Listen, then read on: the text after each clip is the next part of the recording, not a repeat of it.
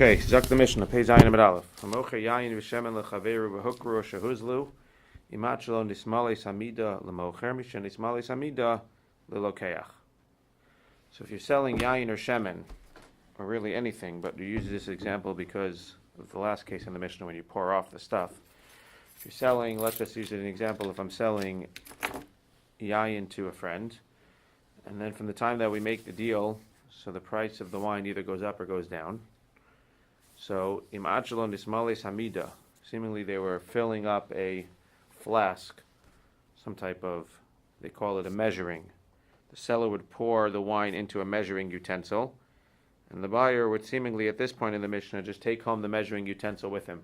So I would pour from my barrel into a utensil, and then you would take it home with you. So until that utensil is filled with the yayin, so then it goes to the mocher. It still belongs to the mocher, and l'maisa both of us can back out of the sale. Once that flask, or whatever that measuring utensil is filled, now it belongs to the lokeach, and nobody can back out from the sale.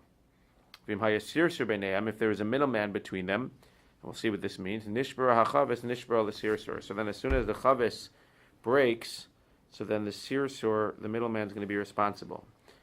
And in general, when a mocher sells wine or shemen, he needs to leave 3 tipin. That means that he pours the wine or the shemen into the buyer's flask or the buyer's measuring utensil.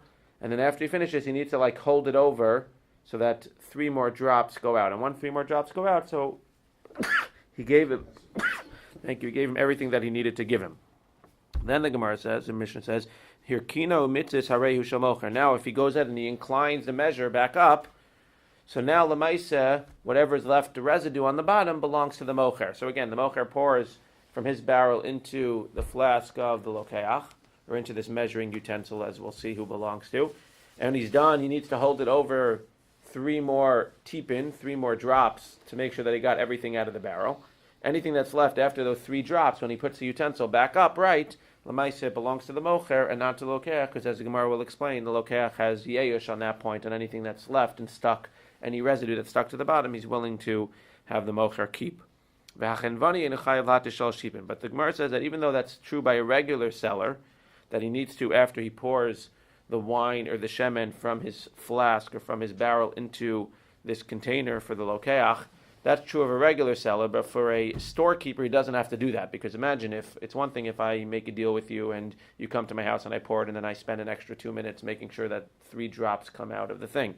But imagine if every time somebody went to Sobeys and they went to buy shemen or yayin, so the cashier would sit there and would go ahead and make sure at the end of pouring the barrel in that there were 3 extra drops. It would take an extra 5 minutes every single time, and it would be a big tircha for everyone. So when it comes to a chenvani, they don't have to go ahead and drop the 3 extra drops. Rabbi Yehuda omer erev Shabbos im chashecha pater. Rabbi Yehuda says that on Friday afternoon he's pater, and the question the Gemara is going to ask is, who's Rabbi Yehuda going on? Is Rabbi Yehuda going as a kula, that in general you have to go ahead and you have to be hatif shalosh tipin always, and he says on erev Shabbos you don't have to, or is he going lechumra, where, because then everyone holds that a chanvani never has to, and he holds a chanvani always has to, except for Friday afternoon. That'll be discussion in the Gemara. Says the Gemara, back to the first case, where I'm selling you wine, I'm selling you shemen, and I'm pouring it from my barrel into this measuring utensil, which you're going to take. Well, who does this measuring utensil belong to? Says the Gemara, hamida deman, eli mamida de lokeach. If this measuring utensil which you're taking home belongs to you, the lokeach, achelo nismales mida lamocher, mida de lokeachi. I don't understand. If it's true that it belongs to the lokeach, so then why is it so that the lokeach does not acquire it until the entire vessel is filled? Seemingly, i.e., that the mocher or the lokeach can go back until that entire vessel is filled. I don't understand. If it belongs to the lokeach, when I'm pouring from my barrel into this utensil that belongs to the lokeach, so let me say every drop that lands into that utensil will belong, as it drops into the vessel, it'll belong to the lokeach. So what do you mean that until it's filled, they can go back on the sell? They shouldn't be able to go back on the sell. As soon as it hits the barrel or hits the utensil, it should belong to the lokeach. Ve'elamida democher, mishelim mismales mida lelokeach, mida democherhi. But then you have the other problem. If in fact this utensil is the mocher's, so then why, once it's totally full, does it belong to the lokeach? It shouldn't belong to lokeach until he does what? Until he does a kinyan, meshicha or hagbah. So memanushach, you have a problem. Either way, there's a problem. Because if it belongs to the mocher, so then it should belong to the mocher even after it's totally full until the lokeach does a kinyan on it. And if it belongs to the lokeach, so what does it mean that it doesn't belong to the lokeach? The drops don't belong to the lokeach, or nothing belongs to the lokeach till it's totally full. It should belong to the lokeach as soon as you go ahead and you start pouring into it, because every drop automatically goes to the lokeach. So what's the case here? Who does this measuring utensil, who does this utensil belong to that they're pouring from the barrel into? Ravila b'midas sirsur. It's a midas sirsur. What does that mean? It belongs to the middleman. So it belongs to the middleman, so what happens? So when you pour it from my barrel to the middleman's barrel, so it belongs to the mocher until it's totally full. And then once it's totally full, it belongs to lokech. How does that work? It says the Gemara, but you just told me in the Seifa that if it belongs to the middleman, so then if it's full and then it breaks, it's the middleman's. So Lamaisa, I don't understand. So what do you mean that it's the middleman's? And if it's until it's full, it's the mocher's, and after it's full, it's the lokech's. At the end of the day, you just told me that if it breaks, it belongs to the sirsur, it belongs to the middleman. What's the case? Miklal de reisha la b'sirsur askinan. Says Gemara, reisha mida below sirsur sefer b'sirsur atzmo. There's two ways that it could belong to the middleman. Either it could just be, i.e., it belongs to the middleman, which means that it belongs to nobody, which means that they're just borrowing it. The mocher and the lokech are borrowing a third party's utensil. If that's the case what it talks about in the reisha. Below sirsur means that they're borrowing a third party's utensil, but the third party's not actually standing there, so he has nothing to do with this deal. So if we're borrowing a third party's utensil, if I'm pouring from a barrel into a third party's utensil, and then it's going and the lokech's taking it home, so then it depends. Until the third party utensils is totally full, anybody can renege on the deal, and everything's considered to be the mocher's. Once the third party's utensil is full, now it's the lokech's. How does that work? Well, seemingly when the third party is lending it to them, so he's lending it under these conditions, the way that the Gemara is figuring it out. Until it's full, he's lending it to the mocher. Once it's full, he now is transferring and lending it to the lokech. So that's how our ratio works. What's the case of the seifa? That if it breaks when the stuff is in there, it is the responsibility of the third party. That's when the third party is not just lending his thing and has nothing to do with it. It's when the third party is acting as a middleman, is actually going to make money. He's buying it from the mocher and he's selling it to the lokech. So in that case, as the mocher sells it to the lokech, he's a broker basically. But it belongs to him, because the second that it hits from the mocher into this utensil, it belongs to the sirsur. Until it goes into the utensil of the lokeach, it belongs to the sirsur as well. So that's why if it breaks, what? Sarsur? Okay, I'm sorry. Sarsur. So until it actually goes ahead and ends up in the lokeach's utensil, it belongs to the sarsur. So at the end of the day, now we understand. The Reish is talking about when they're just using a third party's utensil. So until it's full, everything belongs to the mocher. Both parties can back out. Once this third party's utensil is full, we're saying that it now belongs to the lokech and nobody can back out. The case where we're saying that if it breaks in the middle at any point, so the sarsur is going to be responsible, that's when he's standing there. He's buying it from the mocher and selling it to the lokeach. In that case, Lamaisa, every drop that hits from the mocher into this sarsur's utensil will belong to the sarsur, and anything that breaks before the sarsur is able to sell it to the lokeach will be the responsibility of the sarsur. Good? Okay. Hirkino mitzvah harehu shel mocher. Kisalek Rabbi Lazar, when Rabbi Lazar went to Eretz Yisrael, Ashkeche Lizeiri, he found Zeiri. Amar Le, he said to Zeiri, Mikan Tana da Asne Rav Midos. Did anybody here learn the halachas of Midos from Rav? Achve Re Rabbi Yitzchak Bar Avdimi. So they showed Rabbi Yitzchak Bar Avdimi. He said, Rabbi Yitzchak Bar Avdimi knows the halachas. So Rabbi Lazar went to him, Amar Le, Ma Kakash Yilach. So Rabbi Yitzchak Bar Avdimi said, what do you need? What's your question? So he said, did not hear Kino Mitzvah Harehu Shel Mocher. We said that after dropping in the 3 drops, so anything that's left in this barrel belongs to the mocher. The problem is that we have another mishnah that's similar. That if you have a barrel of truma and you pour it out, and then you pour out the 3 drops at the end, again, that's the point, is to get the stuff that's stuck on the sides, and then you put it straight up and you have some residue on the bottom, it belongs to truma. So I don't understand. If in one case, when I'm selling something, whatever's left on the bottom belongs to the mocher, so then why in the case of truma, once I give my stuff to truma and I pour it out and I pour out the 3 extra drops, I, the person that is giving the truma, once we've poured out the 3 drops, it should belong to me. Why does it still belong to truma? Says Gemara, because what's the whole reason that when I pour out as a mocher from my barrel into your barrel, whatever's left after I pour it in and then I hold it over for 3 drops, whatever's then left on the bottom belongs to me, because you as the buyer have yeyush. You say, okay, that's it. I give up. Whatever is left on the bottom, I'm willing to give to the mocher because I don't want to sit here all day. He doesn't want to sit here all day getting every single last drop of residue out of his barrel. But when it comes to truma, who has a right to do so?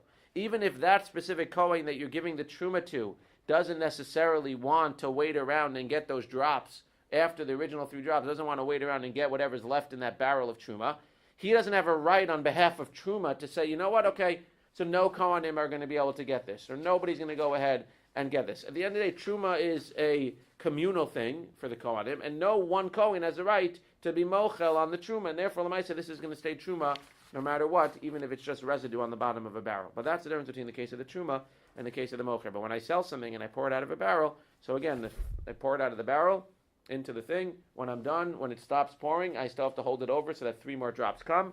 Once I put that back down, whatever residue is left, we say that the lokeach, by definition, has a yeyoshan, and therefore the mocher can do with it as he pleases. Yes? Rabbi, you had a question?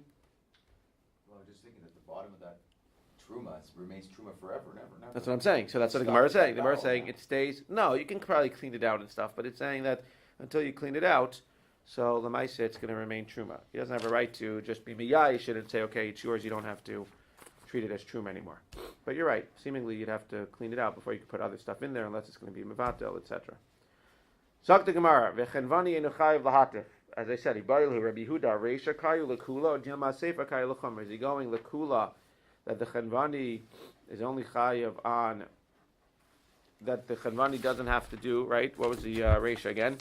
The Reisha is talking about if you say it's on the Reisha, that means that in general everybody needs to wait and do 3 drops. Rabbi Huda is being makil and saying that on Erev Shabbos nobody has to do 3 drops. Or it's saying that everybody needs to do 3 drops and a chenvani never needs to do 3 drops. And Rabbi Huda is being machmir and saying, no, a chenvani needs to do 3 drops, just not on Erev Shabbos. Says in Gemara, Rabbi Huda Reisha Kayu Lekula Dilma Sefer Kayu Lechomer Tashma Detani Rabbi Huda Omer Erev Shabbos Chashecha Chenvani Pater Mnesha Chenvani Tarad. So it seems like it comes out that everybody needs to do 3 drops in general, and a chenvani, according to the Rabbanan, do never have to do 3 drops because it's too much of a tircha and people are coming in and out. Rabbi Huda's machmer, and he says no, a chenvani also needs to do the 3 drops when he's selling, except on Erev Shabbos. Then he agrees that they can be mekel. Zak the Gemara Mishnah Hashalech es beno eitzel chenvani upundion biyada. We're going to use today for an example pundion being a tuni. Tuni, that's the $2 coin, right? I never use it. Okay, so if I send my ben to a chenvani to buy oil, and I say I want a isser, and isser is a luni. So I want a luni worth of oil, and I want a change of my tuni. So he gives his son a tuni, and he says, bring me back a luni worth of oil and a luni change. This whole thing is, yeah. Umada lo be'isser shemen. So he comes, and then the seller goes out and gives him a luni of shemen. V'nasan lo isser, and he gives him a luni of change. And what happens on the way home? Obviously, what happens? The son drops the barrel, he drops the flask, the shemen gets all over the place, and he also happens to drop the luni in the process. So he comes home with? He's not coming home. Nothing. He's coming home, he's not going out again.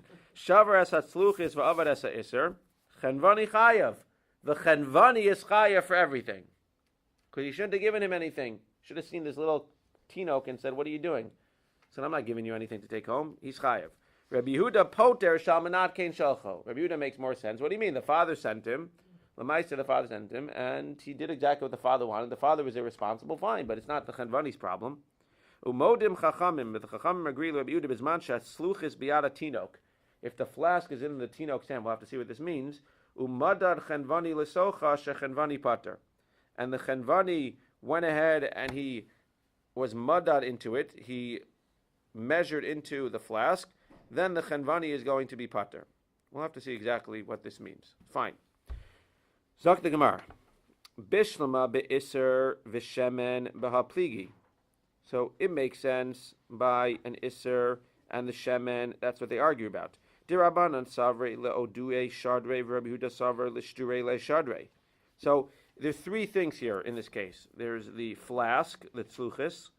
There's the isser of change, and there's the shemen. So I understand that on the Isra and the Shemen, they argue that the Rabbanan say that what was he doing when he sent his son with the tuni?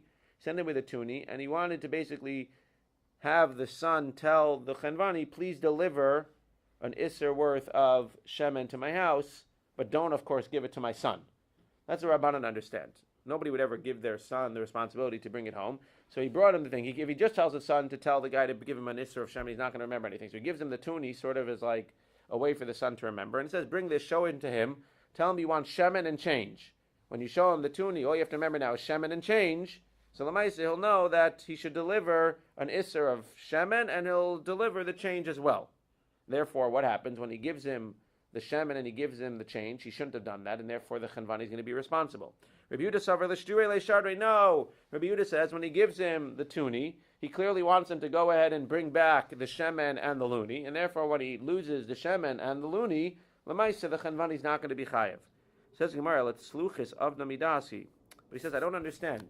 Even within the Rabbanan, who say that Lamaisa, he shouldn't have sent him back with the Shemen and the change, because at the end of the day, he had a responsibility, and like it was irresponsible. But at the end of the day, the Gemara now is assuming at this point that what happened, he didn't just come with a tuni. He came with a tuni and a flask. So if he came with a tuni and a flask, this Tino just carried this glass flask from his house to the store. So the way that the Rashbam explains is basically, I understand if you want to hold the Chenvani responsible within the Rabbanan. Rabbi Yehuda is going to say he's off the hook for everything because this is what the father wants. But okay, within the Rabbanan to say we should hold him responsible. Why? Because at the end of the day, he took the tuni out of the guy's hand. He made change. He poured the shemen in. That we could say that he was irresponsible for making this decision to give him the change, for taking the tuni, giving him a luni, giving him the shemen. But at the end of the day, how can you hold him responsible for putting the shemen in the glass? Again, somebody in the early share said, well, what do you mean? It's heavier with the shemen in it. Okay, so the Gemara doesn't seem to take that. It's slippery. The Gemara doesn't take that into account. The Gemara is basically saying at the end of the day, the father sent him with the glass, and he sent him back with the glass. If he sent him with a tuni and he sends him back with a luni and with shemen, so then at the end of the day, maybe he could hold the Chenvani responsible. He shouldn't have taken the tuni, he shouldn't have done anything.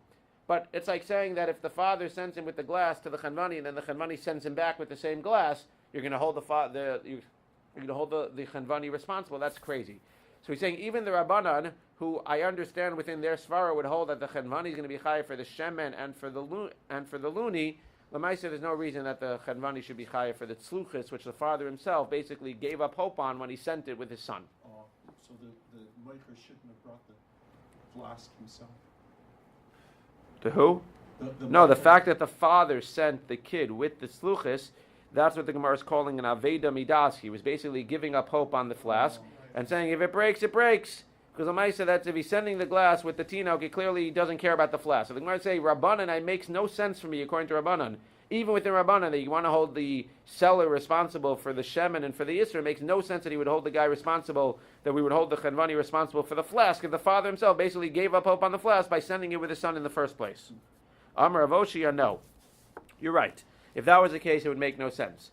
But we're dealing with Chachab Bal Abayis Mocher Tzluchis Askinan. The buyer sells flasks. So he's giving his son a tuni to buy shemen, and he's giving him a flask to show the seller of the shemen maybe he wants to buy some flasks. They want to do business with flasks. And what did the Chenvani do? So when he came to the Chenvani to get the shemen, the Chenvani said, let me see that glass that your father's sending you. Maybe he wants to sell it to me. He holds it, starts examining it. What does Shmuel say happens?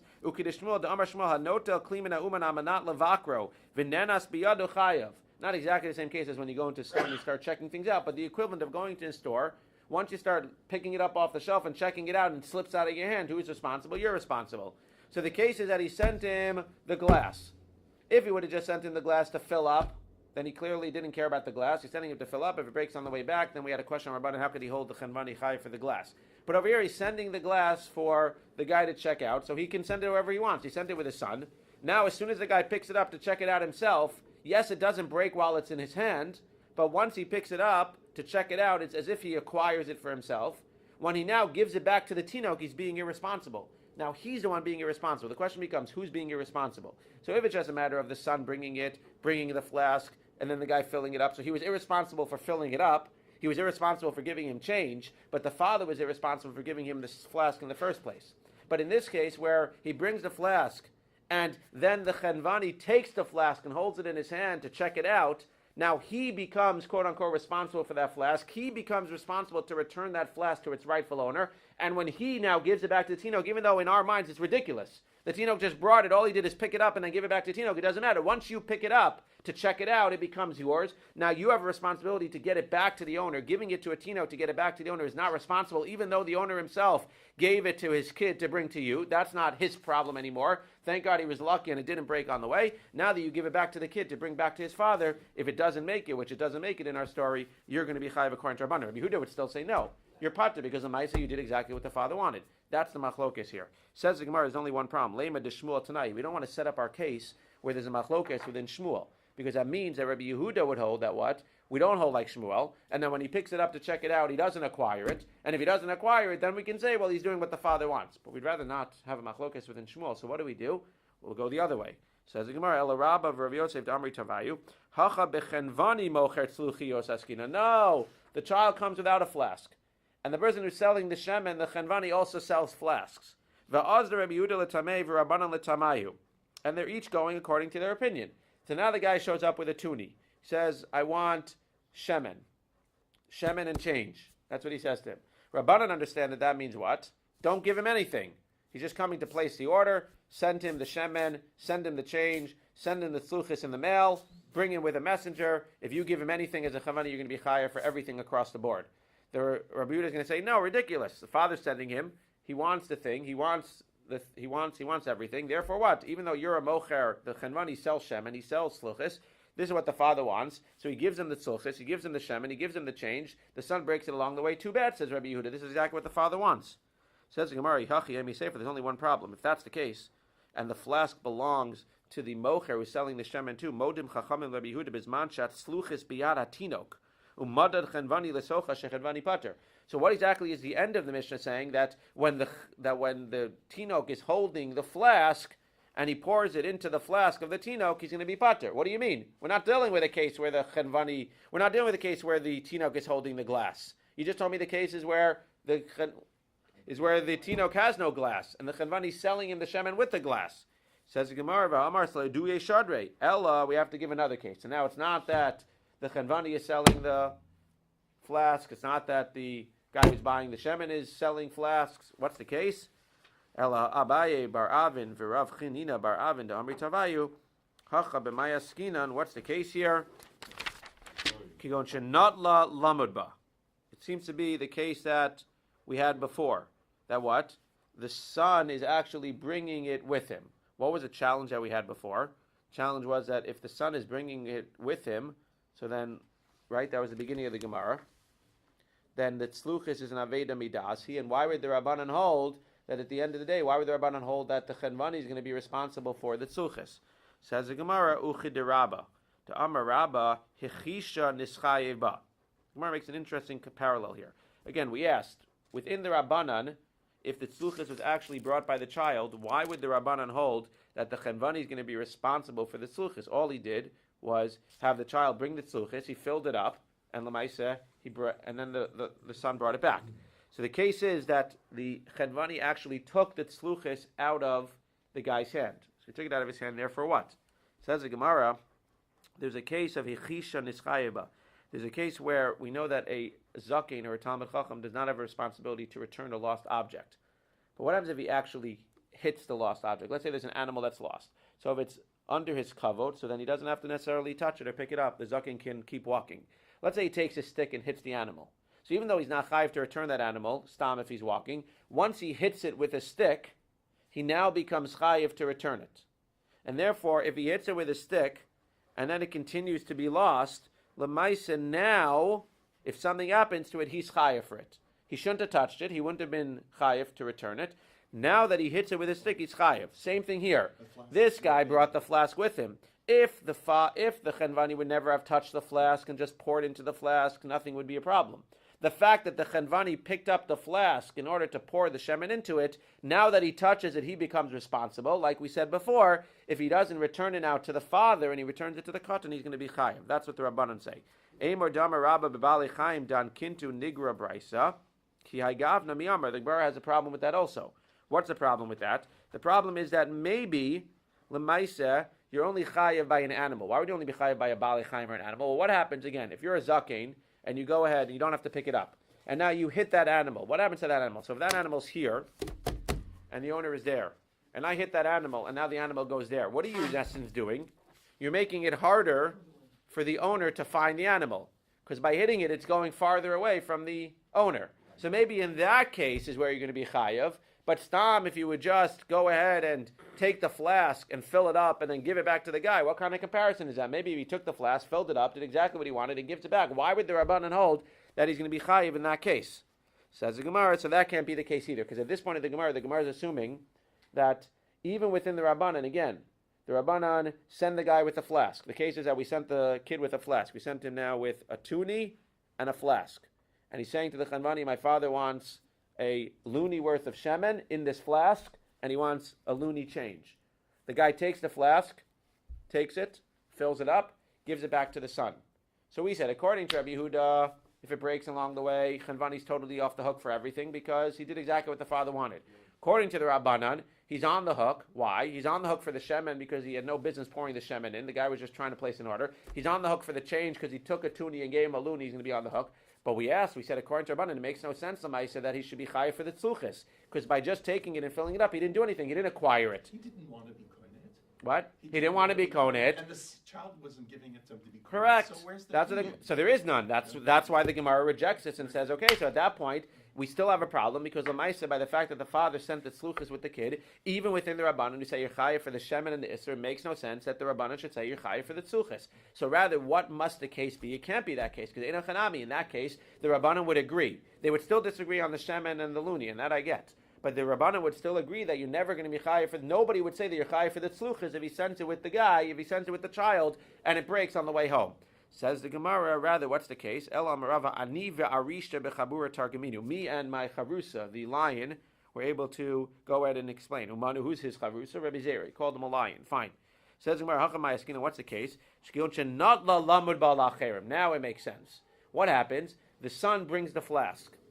The Chanvani takes the flask. If he fills it up and sends it back and it breaks, he's chayav for the shemen and he's chayav for the extra luni, according to Rabbanan. He's chayav for nothing, according to Rabbi Yehuda, but everybody agrees he's not chayav for the tzluchis. What's the case here? The son gives him the flask. He takes the flask and doesn't just fill it up. He starts using it to fill up other people's barrels and to measure for other people now. So what is he in essence? He's a shoel shalomi das. He's borrowing something without the das of the owner. It's as if he went into the guy's house, borrowed the flask, and started using it. What's the halacha of a shoel shalomi das? How do we treat him? That's a machlokes. Some say you treat him like a regular shoel, which means if he borrows something, he just needs to put it back where he took it from. And others say you treat him like a gazlan, in which case you don't just put it back where you took it from, you have to return it to the person you stole it from. Let's say this outside. If you treat him like a shoel, then he borrowed it shalomi das, he was lucky it didn't break while he was using it, he did something wrong, but he needs to put it back where he got it from. Where did he get it from? The hands of the kid. He puts it back where he got it from. It breaks on the way home. Not his problem anymore. Who's that? That's Rabbi Yehuda, who says that the tzluchis is not going to be his problem. But if you say that a shoel shalomi das is a gazlan, now he takes it, he uses it for other people, he stole it, where does he have to return it? Not to where he got it from, to the owner, to the father. When he gives it to the son, he did something wrong. When it breaks on the way home, he's going to be chayav for the tzluchis. That's how the Gemara learns. That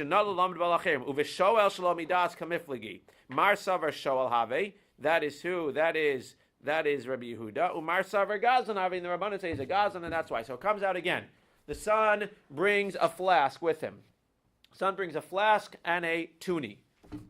Tuni, right? I always get confused. The son brings a tuni and a flask. He says, fill them up, please. The guy goes ahead, he fills up a luni worth, he fills up the flask, which holds a luni, and gives it back a luni a change. Son's on the way home, drops the flask on his way home. What's the halacha? Depends. According to everybody, not chayiv for the tzluchis. Because the guy, when he gave him the tzluchis to bring, it was an aveda shemidas, basically. He basically gave up hope by giving his son the glass flask. He gave up on it. Therefore, Chenmani is not chayiv for the tzluchis.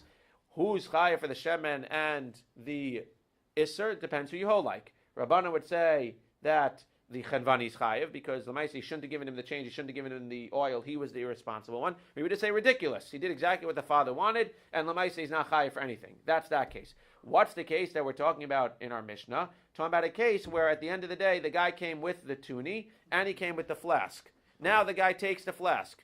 he takes the flask and he starts using it to fill up other people's stuff. So now what happens? Now when he gives him back the flask, so now at the end of the day, there's going to be a machlokes. In terms of the tuni and in terms of the luni and the shemen, you have the same machlokes. In terms of the tzluchis, that's where there's going to be a machlokes now. The Rabbanan in that case would not agree that the tzluchis is the problem of the father. In that case, they would say, since he used it for other purposes, at the end of the day, what's going to be the halacha? The halacha is going to be that he's going to be a gazlan have, he didn't return it, he's going to be chayiv. So that's the case that we're talking about. Let's just end over here and say, so what's the case in the Mishnah now? Now the Mishnah makes perfect sense. Hasholeach espino eitzel chenvani upunyon biyado umadalo be'isr shemen v'nasan lo esa isr. That's our case. So shavar es atzluchis v'avad esa isr. Chenvani is chayav, because again, what did he do in that case? He used it for other things, therefore the chenvani is going to be chayav for what? For everything, including the tzluchis. Says Rabbi Yehuda, poter shal menakein shalcho. He's not going to be what? He's going to be pater for everything, because at the end of the day, that's what he wanted. Now, how do you read the end of the Mishnah? Umodim chachamim l'Rabbi Yehuda. Now it works glot. And the chachamim agree to Rabbi Yehuda that what? Bisman shat tzluchis biyad hatinok. Umadad chenvani letocha shechenvani pater. When he never takes it out of the tinok's hands, therefore he never uses it for other people's purposes.